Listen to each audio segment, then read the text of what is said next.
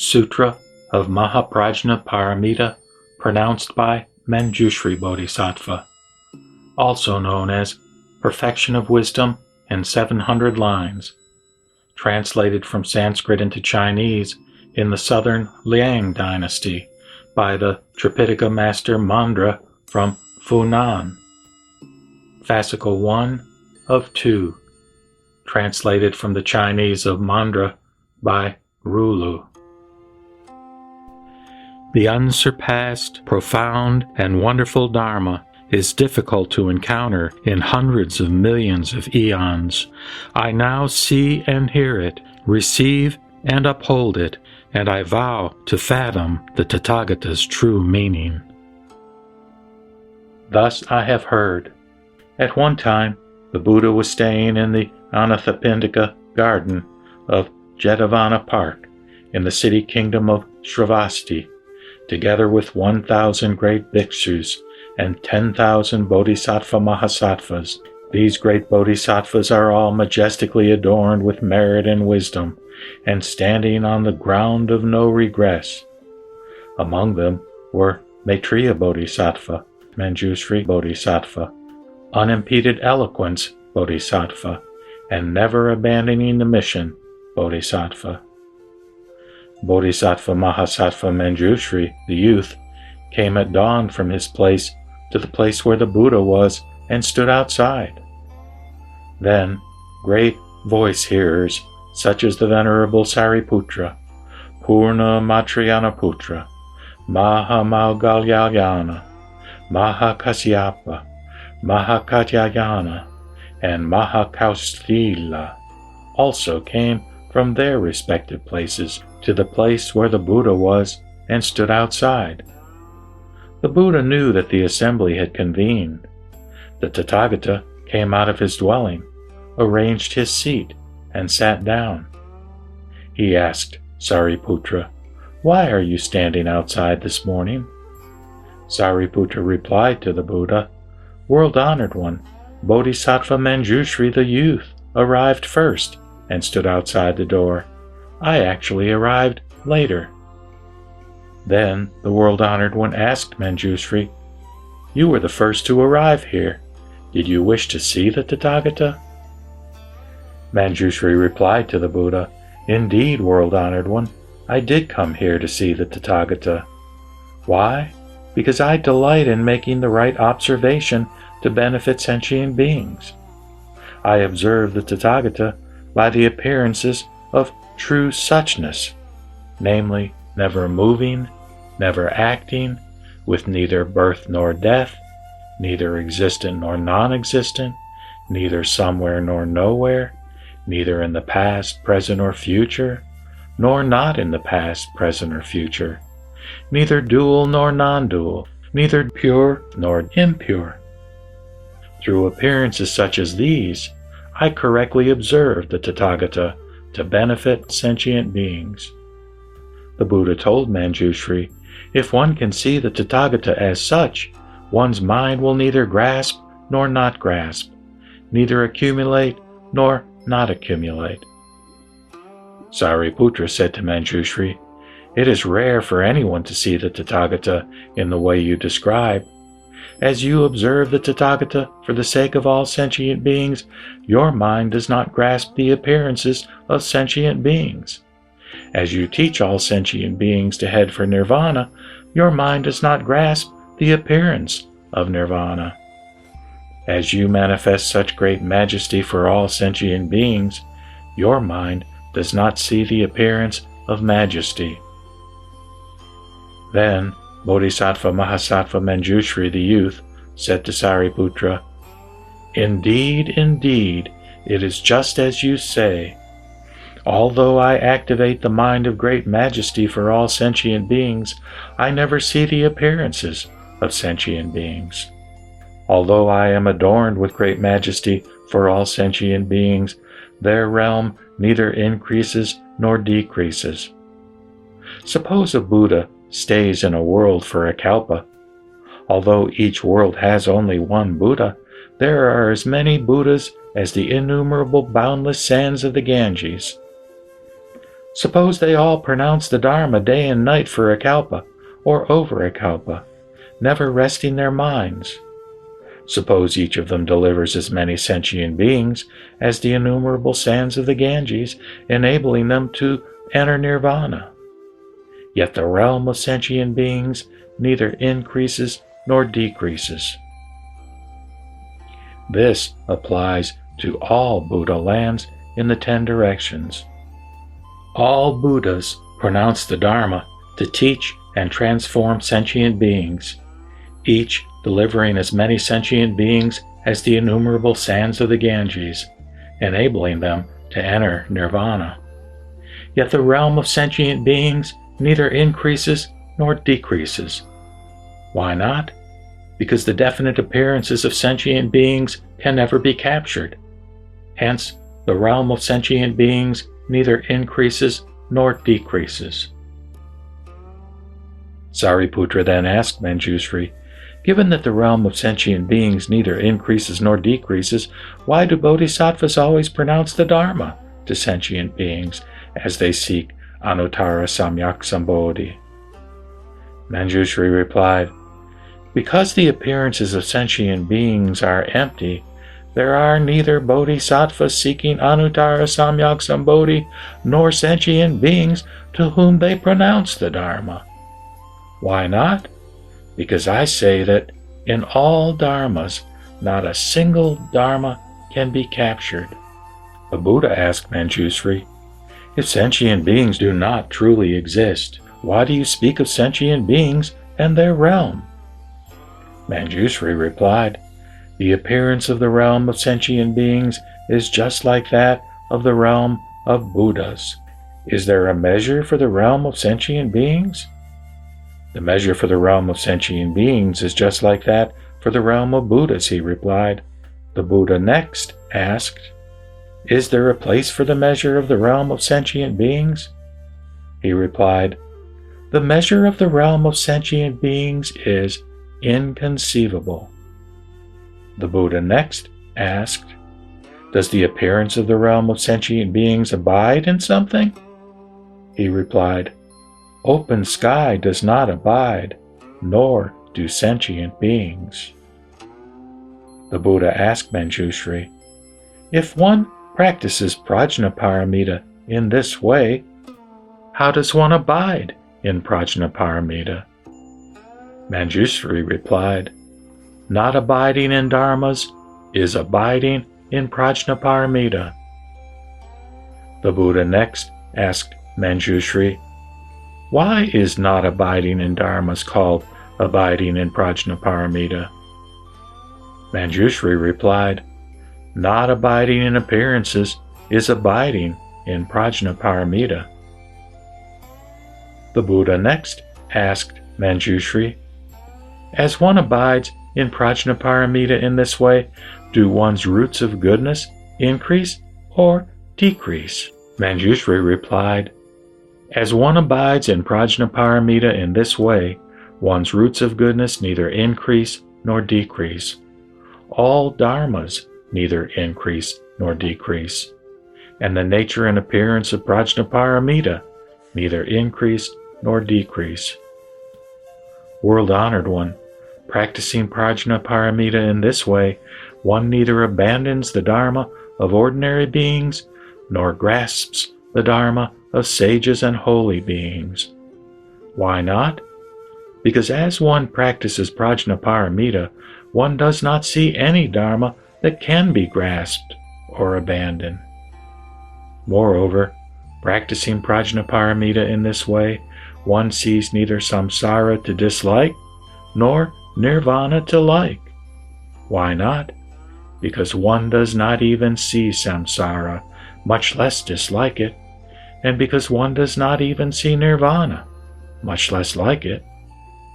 Practicing Prajnaparamita in this way, one sees neither afflictions to abandon nor merits to grasp. One's mind neither increases nor decreases with respect to all dharmas. Why not? Because one sees neither increase nor decrease in the Dharma realm. World-honored one, training in this way is called practicing Prajnaparamita. World-honored one, seeing neither birth nor death of dharmas is practicing Prajnaparamita. World-honored one, seeing neither increase nor decrease of dharmas is practicing Prajnaparamita. World-honored one, wishing for nothing and seeing no dharma appearance to seek are practicing Prajnaparamita. World-honored one sees nothing beautiful or ugly, high or low, to grasp or abandon. Why? Dharmas are neither beautiful nor ugly because they are free from appearances. Dharmas are neither high nor low because they are equal in dharma nature. Dharmas are beyond being grasped or abandoned because they abide in true reality. This is the way to practice Prajnaparamita. The Buddha asked Mañjuśrī, "Is the Buddha Dharma not superb?" Mañjuśrī replied, "I do not see any superb appearance in dharmas. It can be verified as through the Tathagata's self-realization that all dharmas are empty." The Buddha told Mañjuśrī, "Indeed, indeed, the Tathagata has attained the perfect enlightenment through self-realization of the emptiness of dharmas." Mañjuśrī responded to the Buddha, "World-honored one, in the dharma of emptiness, is there superbness that can be captured?" The Buddha praised, very good, Mañjuśrī. What you say is the true dharma." The Buddha next asked Mañjuśrī, "Is Anuttara called the Buddha Dharma?" Mañjuśrī replied, "As the Buddha says, Anuttara is called the Buddha Dharma. Why? Because that no dharma can be captured is called Anuttara." Mañjuśrī continued, "Whoever practices Prajnaparamita in this way is not called a dharma vessel which is intended to capture things. Not seeing dharmas that can transform ordinary beings, not seeing the Buddha Dharma, and not seeing enhancing dharmas are all practicing Prajnaparamita. Furthermore, world-honored one, while practicing Prajnaparamita, one does not see any dharma that can be differentiated or contemplated." The Buddha asked Mañjuśrī, "Do you not contemplate the Buddha Dharma?" Mañjuśrī replied, "No, world-honored one. In my contemplation, I do not see the Buddha Dharma, nor do I differentiate dharmas into ordinary beings, voice-hearers, and Pratyeka Buddhas. Hence it is called the unsurpassed Buddha Dharma. Moreover, seeing neither the appearances of ordinary beings, nor the appearances of the Buddha Dharma, nor the definite appearances of dharmas, is practicing Prajnaparamita. While practicing Prajnaparamita, one does not see the desire realm, the form realm, the formless realm, or the nirvana realm. Why not? Because not seeing dharmas with the appearance of extinction is practicing Prajnaparamita. Seeing neither the one giving kindness nor the other requiting kindness is practicing Prajnaparamita. Contemplating the appearance of subject and object without differentiation is practicing Prajnaparamita. Seeing neither the Buddha Dharma to grasp nor the Dharma of ordinary beings to abandon is practicing Prajnaparamita. Seeing neither the Dharma of ordinary beings to end nor the Buddha Dharma to grasp, yet still coming to know it in one's mind, is practicing Prajnaparamita. The Buddha praised Mañjuśrī. Very good, very good. You can describe so well the appearances of the profound Prajnaparamita, which is the Dharma seal that Bodhisattva Mahasattvas are learning. Even voice hearers, of whom some are still learning, and others have nothing more to learn, and Pratyeka Buddhas should train for their Bodhi fruit without separating from this Dharma seal. The Buddha told Mañjuśrī, "If those who have heard this Dharma are not shocked or terrified, they must have already planted their roots of goodness, not just under thousands of Buddhas, but even under billions of kotis of Buddhas. then they are able not to be shocked or terrified by this profound Prajnaparamita. Mañjuśrī said to the Buddha, I will now further explain the meaning of Prajnaparamita. The Buddha said, Speak then. Mañjuśrī said, World-honored one, while practicing Prajnaparamita, one should not see whether one should abide in a Dharma, nor should one see whether an object has an appearance that can be grasped or abandoned. Why not? Because Tathagatas do not see the states of Dharmas. They do not even see the states of Buddhas, much less those of voice-hearers, Pratyeka Buddhas, or ordinary beings. One should not grasp appearances, whether conceivable or inconceivable. By not seeing various Dharma appearances, one will realize on one's own the inconceivable Dharma of emptiness. All bodhisattvas who train in this way must have made offerings to innumerable billions of kotis of Buddhas, under whom they must have planted their roots of goodness. Consequently, they are able not to be shocked or terrified by this profound Prajnaparamita. Moreover, as one practices Prajnaparamita, seeing neither bondage nor liberation, nor distinctions among ordinary beings or even among the three vehicles, is practicing Prajnaparamita. The Buddha asked Mañjuśrī, To how many Buddhas have you made offerings? Mañjuśrī replied, Buddhas and I have illusory appearances, which are neither recipients nor givers. The Buddha asked Mañjuśrī, Can you not now abide in the Buddha vehicle? Mañjuśrī replied, I do not see a single Dharma in my contemplation. How should I abide in the Buddha vehicle? The Buddha asked, Mañjuśrī, have you not acquired the Buddha vehicle? Mañjuśrī replied, The Buddha vehicle is only a name, which can be neither captured nor seen. How can I acquire it? The Buddha asked, Mañjuśrī, have you acquired the unimpeded wisdom knowledge? Mañjuśrī replied, I am the unimpeded. How can the unimpeded acquire the unimpeded? The Buddha asked, Do you sit in a Bodhi Mandra? Mañjuśrī replied, None of the Tathagatas sits in a Bodhi Mandra. How should I alone sit in a Bodhi Mandra? I presently see that Dharmas abide in true reality. The Buddha asked, What is called true reality? Mañjuśrī replied, The view that one has a self is true reality. The Buddha asked, Why is the view that one has a self true reality? Mañjuśrī replied, Taking this view as an appearance of true suchness, which is neither real nor unreal, neither coming nor going, with neither a self nor no self, is called true reality. Sariputra said to the Buddha, World-honored one, those who can come to a definite understanding of this meaning are called bodhisattvas. Why? Because they have learned the appearances of this profound Prajnaparamita, and their minds are not shocked, not terrified, not baffled, and not regretful. Maitreya Bodhisattva said to the Buddha, World-honored one, those who have learned all the Dharma appearances of Prajnaparamita are near a Buddha's seat. Why? Because Tathagatas are presently aware of these Dharma appearances.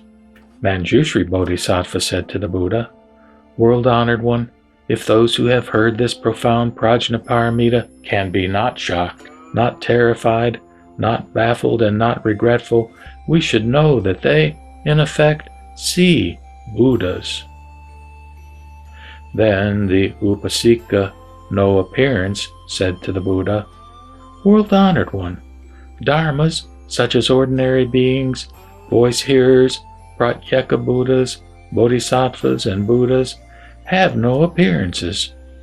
Therefore, upon hearing Prajnaparamita, we are not astonished, not terrified, not baffled, and not regretful. Why not? Because Dharmas have never had any appearances. The Buddha told Sariputra, "If good men and good women, having heard this profound Prajnaparamita, can come to resoluteness in their minds, not shocked, not terrified, not baffled, and not regretful, know that they stand on the ground of no regress." If those who have heard this profound Prajnaparamita are not shocked, not terrified, not baffled, and not regretful, but believe, accept, appreciate, and listen tirelessly, they have in effect achieved Dana Paramita, Sila Paramita, Kshanti Paramita, Virya Paramita, Dhyana Paramita, and Prajna Paramita. Moreover, they can reveal and explicate the teachings to others and can have them train accordingly. The Buddha asked Mañjuśrī, "In your opinion, what is meant by attaining Anuttara Samyak Sambodhi and by abiding in Anuttara Samyak Sambodhi?" Mañjuśrī replied, "I have no Anuttara Samyak Sambodhi to attain, nor do I abide in the Buddha vehicle. Then how should I attain Anuttara Samyak Sambodhi? What I describe is only the appearance of Bodhi." The Buddha praised Mañjuśrī. "Very good, very good. You have so skillfully explained the meaning of this profound Dharma. You have long planted your roots of goodness under past Buddhas, training with purity in the Brahma way of life according to the Dharma of no appearance." Mañjuśrī replied, "If one sees appearances, then one can speak of no appearance. I now see neither appearance nor no appearance. How can I be said to train in the Brahma way of life according to the Dharma of no appearance?" The Buddha asked Mañjuśrī, "Do you see voice-hearer precepts?" "Yes, I see them." The Buddha asked, "How do you see them?" Mañjuśrī replied, "I do not hold the view of ordinary beings, the view of holy beings, the view of those who are still learning, or the view of those who have nothing more to learn. Nor do I hold the great view, the small view, the view to overcome, or the view not to overcome. I hold neither a view nor its opposite view." Sariputra said to Mañjuśrī, "This is how you view the voice-hearer vehicle. How do you view the Buddha vehicle?" Mañjuśrī said, "I do not see the Dharma of Bodhi, nor do I see anyone training for Bodhi or attaining Bodhi." Sariputra asked Mañjuśrī, "What is called Buddha? How does one observe a Buddha?" Mañjuśrī asked, "What is self?" Sariputra replied, "Self is only a name, and the appearance of a name is empty." Mañjuśrī said, "Indeed, indeed. Just as self is only a name, so too Buddha is only a name. Realizing the emptiness of a name is Bodhi. One should seek Bodhi without using names. The appearance of Bodhi is free from words. Why? Because words and Bodhi are both empty." Furthermore, Sariputra, you ask me what is called Buddha and how one should observe a Buddha. That which has neither birth nor death, neither names nor appearances, and is neither coming nor going, is called Buddha. As one observes the true reality of one's own body, in the same way one observes a Buddha. Only the wise can understand that this is called observing a Buddha. Then Sariputra said to the Buddha, "World-honored one, Prajnaparamita as pronounced by Mañjuśrī is not understandable or knowable to novice bodhisattvas." Mañjuśrī said, "Not only novice bodhisattvas cannot know it, but even riders of the two vehicles who have accomplished their undertaking for arhatship or pratyeka Buddhahood cannot understand or know it. No one can know the Dharma expounded in this way. Why not? Because the appearance of Bodhi cannot be known through such Dharmas as seeing, hearing, capturing, thinking, speaking, or listening. Bodhi is empty and silent in nature and appearance, with no birth, no death, no attaining, no knowing, no shape, and no form. How can there be an attainer of Bodhi? Sariputra asked Mañjuśrī, has not the Buddha in the Dharma realm attained Anuttara Samyak Sambodhi? Mañjuśrī replied, no, Sariputra.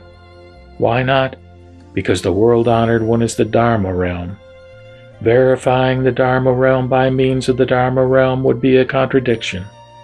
Sariputra, the appearance of the Dharma realm is Bodhi. Why? Because in the Dharma realm, sentient beings have no appearances, as all dharmas are empty. The emptiness of all dharmas is Bodhi, which is non-dual and free from differentiation. Sariputra, without differentiation, there is no knower. Without a knower, there are no words. Without words, there is neither existence nor non-existence, neither knowing nor not knowing. This is true for all dharmas. Why? Because dharmas cannot be identified by places, which imply a definite nature. For example, the sinful appearance of the 5 rebellious acts is inconceivable. Why? Because the true reality of dharmas is indestructible. Thus, the sin of committing a rebellious act has no self-essence. True reality neither is reborn in heaven, nor falls into hell, nor does it enter nirvana. Why not? Because all karmic conditions abide in true reality, which is neither coming nor going, neither cause nor effect. Why? Because the Dharma realm has no edge, neither front nor back. Therefore, Sariputra, in true reality, pure spiritual trainees do not enter nirvana, and bhikshus with grave sins do not fall into hell. They are neither worthy nor unworthy of offerings, neither ending nor not ending their afflictions. Why not? Because in emptiness, all dharmas abide in equality. Sariputra asked, what is called the unwavering endurance in the realization of the no birth of dharmas? Mañjuśrī replied, not seeing the appearance of birth or death in even a speck of dharma is called the unwavering endurance in the realization of the no birth of dharmas. Sariputra asked, who is called the bhikshu who does not overcome? Mañjuśrī replied, an arhat who has no more afflictions to discharge is the one who does not overcome. Why? Because having eradicated all of his afflictions, an arhat has nothing to overcome. Those who take fallible mental actions are called ordinary beings. Why? Because ordinary beings do not act in accord with the Dharma realm and are therefore called the fallible ones. Sariputra said, very good, very good. You now have well explained to me the meaning of an arhat who has ended his afflictions and the discharges thereof. Mañjuśrī said, indeed, indeed, I am a true arhat who has ended his afflictions. Why? Because I have crushed the desire for the voice-hearer vehicle and the desire for the Pratyeka Buddha vehicle. For this reason, I am called an arhat who has ended his afflictions. The Buddha asked Mañjuśrī, when a bodhisattva sits in a bodhimanda, does he attain Anuttara Samyak Sambodhi? Mañjuśrī replied, when a bodhisattva sits in a bodhimanda, he does not attain Anuttara Samyak Sambodhi. Why not? Because the appearance of Bodhi is true suchness. Not finding a speck of Dharma to capture is called Anuttara Samyak Sambodhi. Because Bodhi has no appearance, who can sit and who can rise? For this reason, I see neither a bodhisattva sitting in a bodhimanda, nor anyone realizing Anuttara Samyak Sambodhi.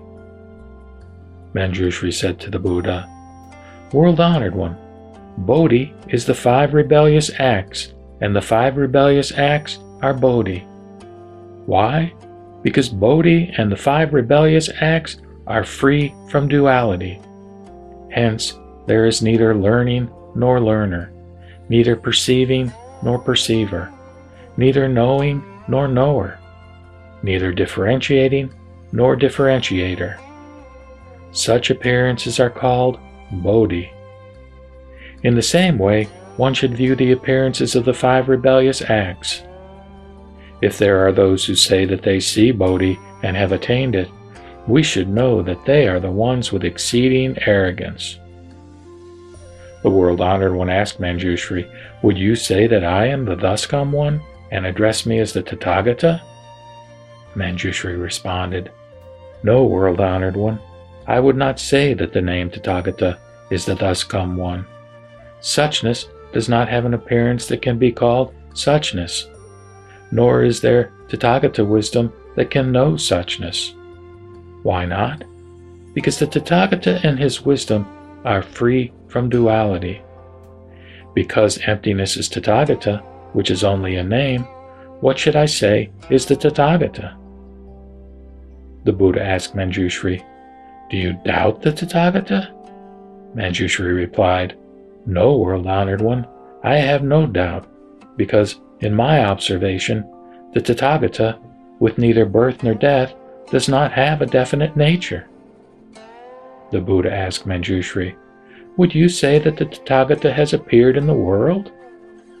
Mañjuśrī replied, If the Tathagata appeared in the world, the entire Dharma realm would also appear. The Buddha asked Mañjuśrī, Would you say that Buddhas as numerous as the sands of the Ganges have entered parinirvana? Mañjuśrī replied, Buddhas have the one appearance, the inconceivable appearance. The Buddha agreed with Mañjuśrī. Indeed, Buddhas have the one appearance, the inconceivable appearance. Mañjuśrī asked the Buddha, World-honored one, is the Buddha now staying in this world? The Buddha answered Mañjuśrī, Indeed. Mañjuśrī said, If the Buddha were staying in this world, then Buddhas as numerous as the sands of the Ganges would also stay in their worlds. Why? Because all Buddhas have the same one appearance, the inconceivable appearance. The inconceivable appearance has neither birth nor death. If future Buddhas were to appear in their worlds, then all Buddhas of the past, present, and future would also appear in their worlds. Why? Because in what is inconceivable, there is no appearance of past, future, or present. However, sentient beings are attached to their perceptions, and they say that there are Buddhas who appear in the world, and Buddhas who enter nirvana. The Buddha told Mañjuśrī, This is the understanding of Tathagatas, Arhats, and Bodhisattvas at the level of Avinivartaniya. Why? Because these 3 types of beings, having heard the profound Dharma, are able neither to criticize nor to praise it. Mañjuśrī agreed with the Buddha. World-honored one, who could criticize and who could praise the inconceivable Dharma? The Buddha told Mañjuśrī, Tathagatas are inconceivable, and ordinary beings are inconceivable as well. Mañjuśrī asked the Buddha, Are ordinary beings also inconceivable? The Buddha replied, They too are inconceivable. Why? Because all mental appearances are inconceivable. Mañjuśrī said, If you say that Tathagatas are inconceivable, and that ordinary beings are also inconceivable, then innumerable Buddhas are just fatiguing themselves seeking nirvana. Why? Because inconceivable dharmas are nirvana, and therefore have no differences. Mañjuśrī said, Such inconceivability of ordinary beings and Buddhas can be understood only by good men and good women who have long developed roots of goodness and stayed near beneficent learned friends. The Buddha asked Mañjuśrī, "Do you want the Tathagata to be the superb one among sentient beings?" Mañjuśrī replied, "I want the Tathagata to be the foremost one among sentient beings. However, sentient beings' appearances cannot be captured." The Buddha asked, "Do you want the Tathagata to acquire the inconceivable Dharma?" Mañjuśrī replied, "I want the Tathagata to acquire the inconceivable Dharma without constructing anything." The Buddha asked Mañjuśrī, "Do you want the Tathagata to expound the Dharma and to teach and transform sentient beings?" Mañjuśrī replied to the Buddha, "I want the Tathagata to expound the Dharma and to teach and transform sentient beings, yet neither the speaker nor the listener can be captured." Why not? Because they abide in the Dharma realm. Sentient beings in the Dharma realm have no differentiated appearances. The Buddha asked Mañjuśrī, "Do you want the Tathagata to be the unexcelled fortune field?" Mañjuśrī replied, "The Tathagata, with the appearance of endlessness, is the endless fortune field. The appearance of endlessness is the unexcelled fortune field. Because the Tathagata is neither a fortune field nor not a fortune field, he is called the fortune field. Because he has no appearances such as light or dark, birth or death, he is called the fortune field. If one can understand the appearances of the fortune field in this way, the seeds of goodness one plants deeply will neither increase nor decrease." The Buddha asked Mañjuśrī, "Why do the planted seeds neither increase nor decrease?" Mañjuśrī replied, "The appearances of the fortune field are inconceivable. Cultivating goodness in the field in accordance with the Dharma is also inconceivable. Planting seeds in this way is called no increase and no decrease, and it is also the unexcelled, superb fortune field." Then, by virtue of the Buddha's spiritual power, the great earth quaked in 6 different ways, manifesting the appearances of impermanence. 16,000 people achieved the endurance and the realization of the no-birth of dharmas. Moreover, 700 bhikshus, 3,000 upasakas, 40,000 upasikas, and 60 Koti Nayuta gods of the 6 desire heavens in the midst of dharmas shunned dust and filth their afflictions and acquired the pure Dharma eye.